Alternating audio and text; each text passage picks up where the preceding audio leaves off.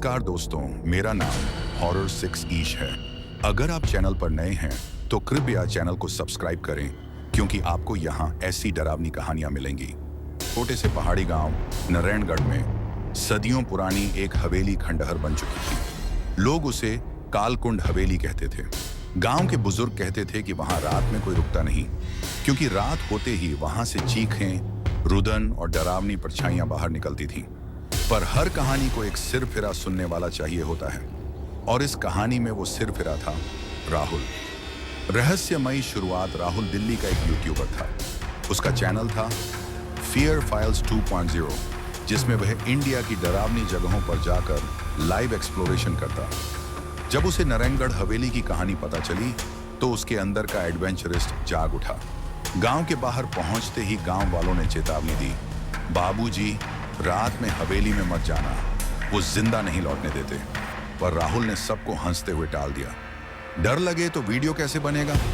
हवेली का पहला कदम शाम होते ही राहुल अपने कैमरे, टॉर्च और स्पीकर लेकर हवेली की ओर बढ़ा। रास्ता झाड़ियों और टूटी दीवारों से घिरा हुआ था। हवेली के पास पहुंचते ही उसने एक अजीब सी ठंडक महसूस की, जैसे किसी अदृश्य साए ने उसके कंधे पर हाथ रख दिया हो। दरवाजा चरमराता हुआ खुला। अंदर घुप अंधेरा। दीवारों पर पुराने समय की तस्वीरें थीं, सामंती जमाने के लोगों की। राहुल कैमरा ऑन करके बोला, मैं अब हवेली में हूं और ये जगह सच में डरावनी है। तभी एक तेज झोंका आया और कैमरा गिर गया। कैमरे में जो रिकॉर्ड हुआ वह आज भी यूट्यूब पर देखा जा सकता है। एक काले साए की झलक, अतीत की परतें। हवेली के बारे में राहुल ने गांव के एक 90 वर्षीय बुजुर्ग से जानकारी ली। बुजुर्ग बोले, ये हवेली राजा विक्रम सिंह की थी। उन्होंने एक काली तांत्रिक से अमृता पाने का सौदा किया, पर तांत्रिक ने बलि मांगी उनकी बेटी की। राजा ने बेटी की हत्या कर दी। तभी से हवेली शापित हो गई। राहुल ने आंखें फैलाते हुए पूछा, तो फिर उस तांत्रिक का क्या हुआ? बुजुर्ग की आवाज कांपी, वो अब भी वहीं है, एक आत्मा बनकर, और वो हर आने वाले को अपना बलि मानता है। दूसरी रात असली डर राहुल ने अगले दिन रात 12 बजे दोबारा एक्सप्लोरेशन का फैसला किया। इस बार वह अपने दोस्त नील को भी ले गया। हवेली में दाखिल होते ही मोबाइल नेटवर्क गायब, घड़ी की सुइयां रुक गईं और कमरे के अंदर जैसे समय ठहर गया। एक पुराने कमरे से एक लड़की की रोने की आवाज आई, बिल्कुल साफ और करीब। नील ने डर के मारे पूछा, कहीं ये वही राजकुमारी की आत्मा तो नहीं? राहुल ने धीमे स्वर में कहा, अगर है तो हम उसे रिकॉर्ड कर सकते हैं। वे जैसे ही उस कमरे में पहुंचे, वहां कुछ नहीं था, लेकिन फर्श पर ताजा खून फैला था।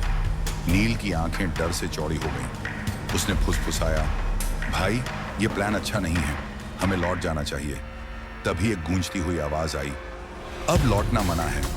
तांत्रिक का प्रकट होना कई मिनट बाद जब दोनों वापसी की ओर मुड़े, हवेली का दरवाजा बंद था और फिर सामने एक बुजुर्ग साया प्रकट हुआ। काली धोती, जटा, लहू से सना चेहरा। उसने आंखें घुमाकर कहा, तुम लोग बलि बनने आए हो? अच्छा, अब यज्ञ शुरू होगा। नील बेहोश हो गया। राहुल ने मोबाइल उठाकर लाइव स्ट्रीम शुरू की। अगर मैं बचा नहीं तो लोग जान लें कि ये हवेली सच में श्रापित है। तांत्रिक ने एक मंत्र बुदबुदाया और राहुल की आंखों से खून बहने लगा। उसकी टॉर्च अपने आप बुझ गई। आत्मा का उद्धार तभी एक सफेद साया प्रकट हुआ, एक छोटी लड़की जिसके गले में रक्त की माला थी। उसने तांत्रिक से कहा, तू मुझे मार चुका, अब और नहीं। तांत्रिक चीखा, मैं अमर हूं। लड़की की आत्मा ने हवेली की दीवारों को फाड़ दिया और वहां से भूतों की भीड़ निकल पड़ी। सैकड़ों आत्माएं जिनकी बलि दी गई थी। एक स्वर में वे चीखीं, हमें मुक्त करो। हवेली थरथराने लगी, दीवारें टूटने लगी और तांत्रिक जमीन में समा गया। भागने की जद्दोजहद। सुबह के 5 बजे पुलिस और गांव वाले हवेली के बाहर पहुंचे। उन्हें सिर्फ राहुल मिला, अधमरी हालत में। नील अब भी बेहोश। कैमरा वहीं पड़ा था जिसमें सब रिकॉर्ड था। राहुल ने कांपते हुए कहा, हमने कुछ खोया नहीं, बल्कि कई आत्माओं को मुक्ति दी है। गांव वालों ने पहली बार हवेली की तरफ देखा। अब वहां से कोई आवाज नहीं आती थी। समाप्ति। नया अध्याय। राहुल ने वह फुटेज अपने चैनल पर डाला। वीडियो वायरल हो गया। लोग मानने लगे कि कुछ डर असली होते हैं। पर कहानी यहीं खत्म नहीं होती, क्योंकि वीडियो के अंत में जब राहुल कैमरे को बंद करता है, बैकग्राउंड में वही तांत्रिक की आवाज गूंजती है, मैं फिर लौटूंगा अगली अमावस को ना। राहुल और नील की वीडियो ने पूरे भारत में तहलका मचा दिया था। लोगों ने यकीन करना शुरू किया कि आत्माएं, तांत्रिक विद्या और शापित हवेलियां केवल कहानी नहीं बल्कि सच्चाई है। पर जो कोई नहीं जानता था वो यह कि तांत्रिक की आत्मा पूरी तरह नष्ट नहीं हुई थी, वो बस नींद में थी। खून से लिखी चेतावनी राहुल का चैनल अब 2 मिलियन सब्सक्राइबर्स तक पहुंच चुका था। लेकिन तभी एक रात उसके घर की दीवार पर किसी ने खून से लिखा, अगली अमावस तेरा अंत। राहुल ने समझा ये किसी ट्रोल की हरकत होगी, लेकिन जब अगली सुबह नील की कार जलती हुई मिली और उसके अंदर तांत्रिक का चिन्ह बना था, तब डर फिर से हावी हो गया। नील गुम था। सपनों की हवेली। राहुल हर रात एक ही सपना देखता, वही हवेली, वही तांत्रिक और वो जली हुई आत्माएं जो उसे पुकार रही थी। एक रात सपने में राजकुमारी की आत्मा आई। उसने कहा, हमने तुझे बचाया था, अब तू हमें बचा। तांत्रिक लौट आया है, वो नील को बलि चढ़ाएगा। राहुल जागते ही पसीने से तर था। उसने फैसला किया, अब डरने का नहीं, लड़ने का समय है। तांत्रिक का खेल। राहुल अपने कुछ पुराने एक्सप्लोरर दोस्तों को लेकर नारायणगढ़ पहुंचा। इस बार उसके साथ थे प्रियंका, एक मीडियम जो आत्माओं से संवाद कर सकती थी, फैजल, टेक एक्सपर्ट जो कैमरे और सेंसर लेकर आया था, संध्या, एक पुरातत्वविद जो शाप और प्राचीन रेखाओं का अध्ययन करती थी। वे चारों रात 11:55 पर हवेली में दाखिल हुए। दरवाजा खुद खुला, जैसे किसी ने उनके स्वागत में खोला हो। बलि का यज्ञ हवेली के अंदर सब कुछ पहले से बदला हुआ था। दीवारों पर खून से मंत्र लिखे थे, फर्श पर एक ताजा यज्ञ कुंड था और पास ही नील बेहोश पड़ा था। उसके चारों ओर रक्त से खींचा गया घेरा।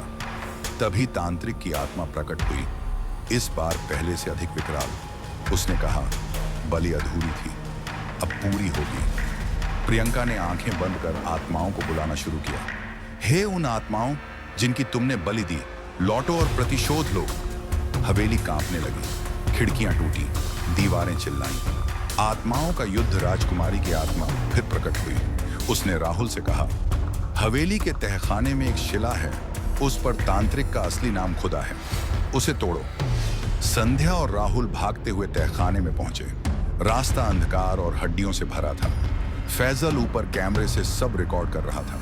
नीचे एक काली शिला मिली, उस पर लिखा था, अघोर नीलकंठ। राहुल ने हथौड़ा उठाया और वार किया। शिला चटक गई और हवेली में जोरदार विस्फोट हुआ। आत्मा का अंत या शुरुआत। तांत्रिक चीखा, मेरा नाम मेरे अस्तित्व से जुड़ा है, तुमने मुझे मिटा दिया, लेकिन मैं फिर लौट आऊंगा। एक जोरदार प्रकाश की लहर हवेली से बाहर निकली। सभी दरवाजे अपने आप खुल गए। हवेली अब पूरी तरह से शांत थी। नील को होश आ गया।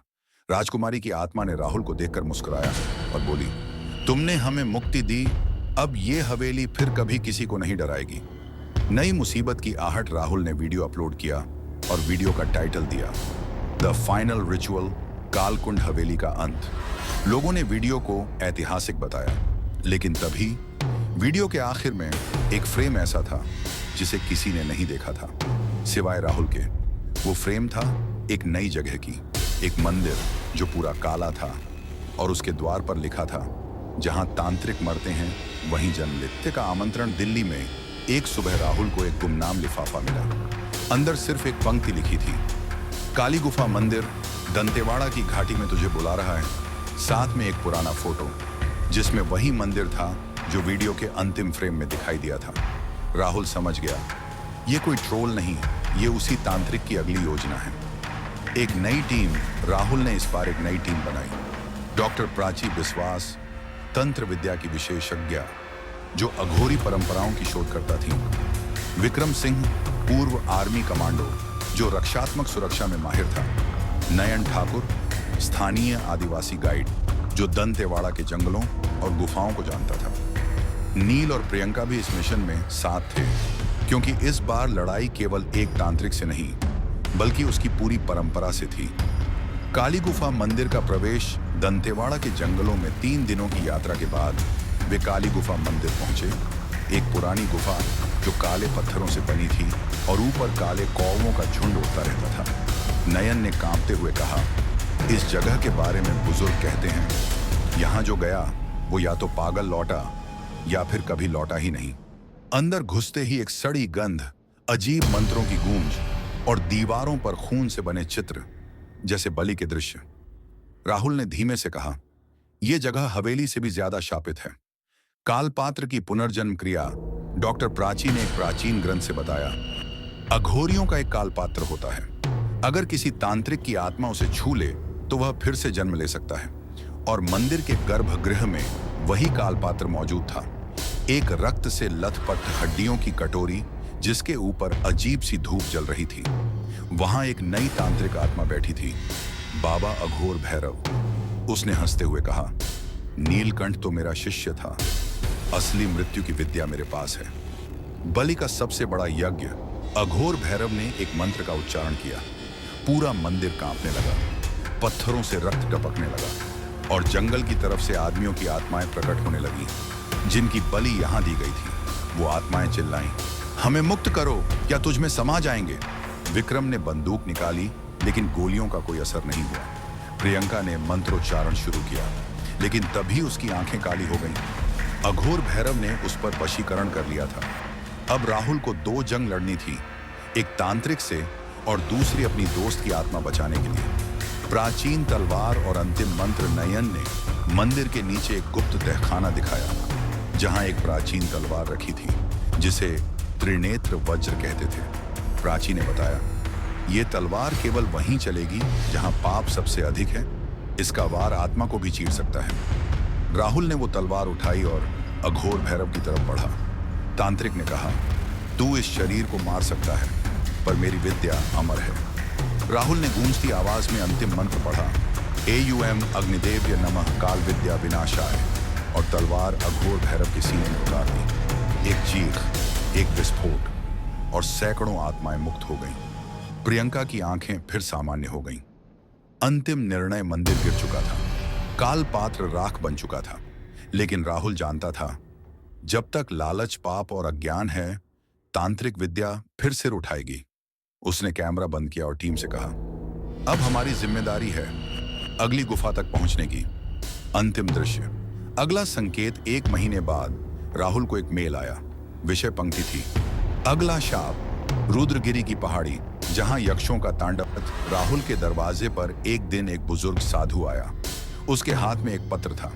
पत्र में सिर्फ एक पंक्ति, रुद्रगिरी की दरार खुल चुकी है, यक्ष जाग चुके हैं, रोक सका तो रोक ले। साथ में एक पीतल की घंटी दी। यह एकमात्र वस्तु है जिससे रुद्र यक्षों की शक्ति कमजोर होती है, लेकिन हर बार बजाने से यह तुम्हारी आत्मा का एक टुकड़ा लेती है। टीम की वापसी। राहुल ने पुरानी टीम को फिर बुलाया। नील, जो अब मानसिक और शारीरिक रूप से और अधिक मजबूत था। प्रियंका, जिसने अपनी आत्मा की गहराइयों को छू लिया था। डॉ प्राची, अब यक्ष और पिशाच पर शोध कर रही थी। विक्रम, जिसने अब तांत्रिक आत्माओं से लड़ने के लिए खुद को अघोरी हथियारों से लैस कर लिया था। इस बार उनका गाइड था भैरव दास, एक मौन साधु जो कभी स्वयं रुद्रगिरी का रक्षक हुआ करता था। रुद्रगिरी की ओर यात्रा। रुद्रगिरी मध्य भारत की एक पहाड़ी थी जिसे सदियों से शापित पर्वत कहा जाता था। स्थानीय लोगों का मानना था कि वहां किसी समय यक्षों का राज था, लेकिन उनके अहंकार और रक्तपात के कारण स्वयं शिव ने उन्हें श्राप देकर पत्थर बना दिया। राहुल की टीम वहां पहुंची तो देखा, पहाड़ की चोटी पर एक विशाल दरार खुल चुकी थी और काले धुएं के साथ अजीब सी चीखें बाहर आ रही थी। नील ने कैमरा ऑन किया और कहा, अगर हम न लौटे तो ये अंतिम दस्तावेज होंगे। यक्षों की पहली छाया। पहाड़ की चढ़ाई के दौरान उन्हें एक गुफा मिली जिसमें पाषाण की मूर्तियां थीं जो देखने में बिल्कुल जीवित मनुष्यों जैसी थीं। डॉ प्राची ने कहा, ये पाषाण यक्ष नहीं, वो लोग हैं जिन्हें यक्षों ने शापित कर पत्थर बना दिया। तभी एक मूर्ति ने आंखें खोली। वो अचानक जिंदा हो गई और चिल्लाई, भागो, यक्ष जाग चुके हैं। और उसकी आंखों से खून बहने लगा। फिर वो दोबारा पत्थर बन गई। रुद्र यक्ष का तांडव। गुफा के अंदर एक विशाल सभा मंडप था जहां 7 रुद्र यक्षों की आत्माएं गोल घेरे में नाच रही थीं। हर यक्ष की आंखें अंगारे जैसी थीं और उनके हाथों में आत्माओं से बने शस्त्र थे। उन्होंने एक साथ चीखा, मनुष्य ने हमें पत्थर बनाया, अब हम उसे राख बनाएंगे। भैरव दास ने अपनी चुप्पी तोड़ी और कहा, घंटी बजाओ राहुल, ये तुम्हारा एकमात्र अवसर है। राहुल ने पहली बार घंटी बजाई। एक जोरदार कंपन हुआ और एक यक्ष जल उठा, लेकिन राहुल की आंख से खून बहने लगा। घंटी ने उसका आत्मिक बल कम कर दिया था। आत्मा और बलिदान। अब प्रियंका ने एक शक्तिशाली मंत्र पढ़ा, लेकिन यक्षों ने उसे हवा में उठा लिया। हमारे साथ आ, आत्मा की देवी। प्रियंका की आत्मा उनके नियंत्रण में जा रही थी। नील ने खुद को एक यक्ष की ओर झोंक दिया और घंटी को दूसरी बार बजाया। दूसरा यक्ष भी जल उठा। नील बेहोश हो गया, लेकिन प्रियंका मुक्त हो गई। तीसरे यक्ष ने विक्रम पर हमला किया। उसके सीने पर गहरी चोट आई। अब केवल 4 यक्ष बचे थे। प्राचीन बलिस्थल और अंतिम यक्ष मंडप के पीछे एक बलिपीठ था। वहां एक काले पत्थर की मूर्ति थी, यक्षराज की। वह धीरे धीरे दरारों से बाहर आ रहा था। प्राची ने चिल्लाया, अगर ये बाहर आ गया तो ये सारा भारत नष्ट कर देगा। राहुल ने आखिरी बार घंटी बजाई। 3 यक्ष जल उठे, लेकिन अब उसकी सांसें तेज हो गईं। उसकी आत्मा कमजोर पड़ चुकी थी। अब बचा था यक्षराज। उसने कहा, मुझे न कोई घंटी रोक सकती है, न मंत्र। मुझे रोकना है तो बलिदान देना होगा। भैरव दास आगे आया। मेरे जीवन की अंतिम ऊर्जा ले ले, हे देव, और इन्हें बचा ले। उसने घंटी राहुल के हाथ से ली और बजाई। पूरा रुद्रगिरी कांप उठा। यक्षराज जल गया। भैरवदास राख हो गया। चुप्पी और सन्नाटा। अगली सुबह रुद्रगिरी शांत था। आसमान साफ। पहाड़ पर अब कोई दरार नहीं थी। टीम वापस लौट आई, थके, घायल, लेकिन जीवित। राहुल ने अंतिम बार कैमरा ऑन किया और कहा, रुद्रगिरी अब शांत है, लेकिन यक्षों के जैसे शापित अस्तित्व दुनिया में और भी हैं। अगली मंजिल कालीवन, जहां राक्षसी औरतें सो रही हैं।